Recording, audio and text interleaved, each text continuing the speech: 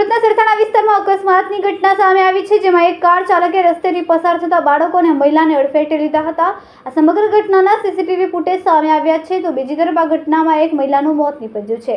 સમગ્ર મામલે પોલીસ દ્વારા હાલ વધુ તપાસ હાથ ધરવામાં આવી છે। સરથાણામાં બેફામ કાર ચાલકે એક વૃદ્ધા સહિત એક પછી એક 3 વ્યક્તિઓને અડફેટમાં લઈ લીધા હતા, જેમાં વૃદ્ધાનું ઘટના સ્થળે જ મોત નીપજ્યું હતું, જ્યારે એક રાહદારી બાળક અને બાઇક ચાલક ઇજાગ્રસ્ત થયા હતા। સરથાણા જકાતનાકા સ્વસ્તિક ટાવર નજીક પૂરપાટ ઝડપે પસાર થતા કાર ચાલક જીતેન્દ્ર માલવિયાએ કારના સ્ટીયરિંગ પરથી કાબુ ગુમાવી દીધો હતો અને એક રાહદારી બાળક તેમજ બાઇક ચાલક યુવકને એક પછી એક અડફેટમાં લીધા બાદ પગપાળા પસાર થતા વૃદ્ધા ગૌરીબેન ગોલકિયાને અડફેટમાં લઈ લીધા હતા। કારની ટક્કર બાદ ફંગોળાયેલા ગૌરીબેનનું ઘટના સ્થળે જ મોત થયું હતું, જ્યારે બાઇક ચાલક મેહુલ બાબરિયા અને 5 વર્ષનું બાળક ઇજાગ્રસ્ત થયું હતું।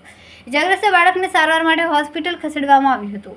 અકસ્માત બાદ દોડી આવેલા લોકોએ કાર ચાલક જીતેન્દ્રને પોલીસના હવાલે કરી દીધો હતો। બનાવ અંગે સરથાણા પોલીસે કાર ચાલક સામે ગુનો નોંધીને કાર્યવાહી હાથ ધરી હોવાનું જાણવા મળ્યું। કેમેરામેન સેનિલ વિરાણી સાથે વિશાલ છેઠા, માનવ પ્રભા ન્યૂઝ, સુરત।